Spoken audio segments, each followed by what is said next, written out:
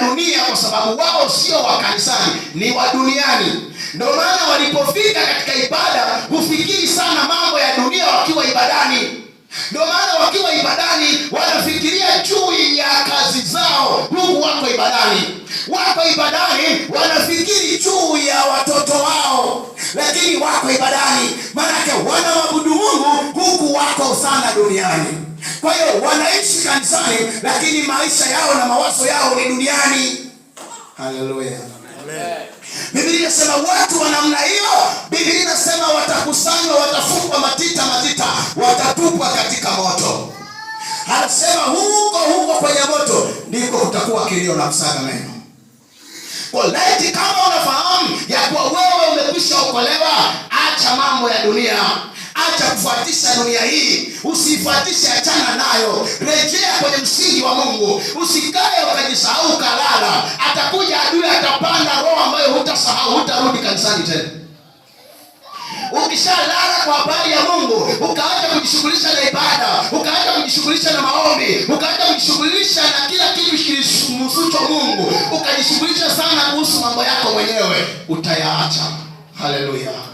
Hata kama utakuwa na fedha nyingi, ukasema mtumishi kiuma, wewe utaenda wapi? Mbona huna kitu? Sasa nakwambia mimi, nasema hapa, narudia tena kusema, hata ungekuwa na kitu hapa, ukawa na kila kitu, kaenda mpaka Marekani kutibiwa, unaweza kaenda Marekani na ukarudi ukiwa umekufa. Unaweza kwenda popote na fedha yako na ukarudi ukiwa umefariki na fedha yako iko mfukoni.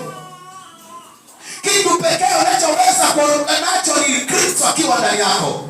Kitu pekee utakachokwenda nacho kaburini ni kile ulichokiona kiishi zamani rohoni kwako, kile ulichokuwa kitumaini, kile ulichokuwa kiabudu, kilichokuwa ndani yako, kimejenga madhabahu ndani ya moyo wako. Hicho ndicho utakachokwenda nacho. Lakini fedha, mali, magari na nyumba, vyote vitabaki. Hata ninachokwambia, chochote ulicho nacho ni historia tu, lakini andika historia mpya ya mbinguni. Haleluya. Acha mambo ya kufikiri kwamba mimi niwe nani. Fikiria kuwa niwe na mimi katika ufalme wa mbinguni. Fikiria kwamba na mimi nikamwone Bwana.